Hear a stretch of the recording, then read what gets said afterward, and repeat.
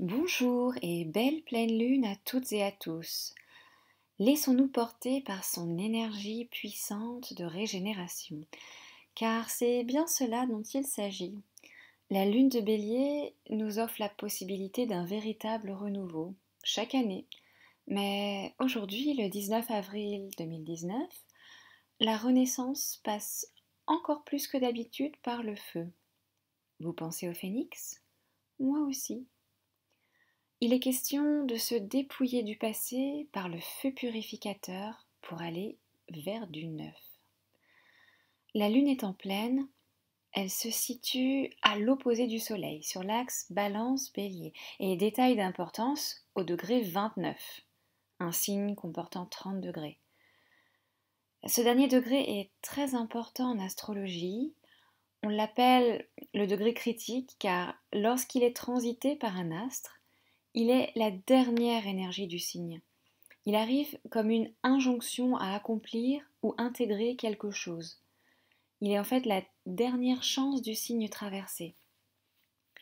Donc la lune en balance nous demande d'évaluer, de peser ce qui est périmé, caduc dans nos vies, de les passer par le feu purificateur pour faire table rase et découvrir le nouvel élan du bélier.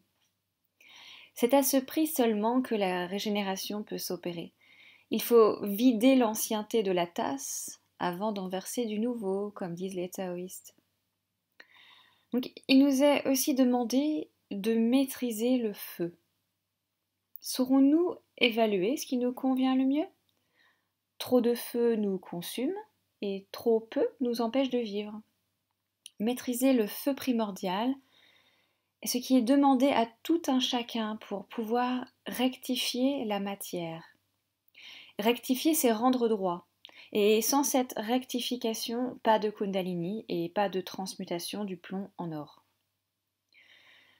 Le Soleil se rapproche d'Uranus et cet astre vient renforcer l'énergie de pleine lune de ce mois-ci en la teintant fortement. Les choses se font rapidement et sans détour. Notre manière individuelle est mise à l'honneur dans l'intégration de ces énergies. Il s'agit de suivre son référentiel interne et non de s'en remettre à des recettes prescrites par le groupe. Chacun son feu, donc. Je vous rappelle qu'en toile de fond se situent Saturne et Pluton au nœud sud, le tout en Capricorne, et que cette énergie très puissante de mise à plat du système, de l'ordre établi, se passe dans la crise d'une transformation. Mais une transformation qui dure plusieurs mois. C'est donc éprouvant et il faut s'accrocher un peu. Et c'est là que le courage de se transformer rentre en ligne de compte. Donc pour les aspects spécifiques à cette configuration, on retrouve donc Chiron conjoint Mercure en Bélier, le tout en carré à un Jupiter rétrograde et dans son signe le Sagittaire. Donc c'est très feu. Nos blessures fondamentales peuvent être réactivées. L'enfant intérieur s'agite et cherche comme une flamme à s'élever vers le haut, vers notre conscience, afin d'activer les forces de guérison. Voilà, la rétrogradation de Jupiter joue un rôle considérable en ce moment. En tant que principe d'involution, elle va venir mettre le doigt là où c'est un peu désagréable. Mais son travail est essentiel si nous voulons pouvoir aller de l'avant par la suite. Et voilà, tous ces carrés vers Jupiter en augmentent la tension, indéniablement.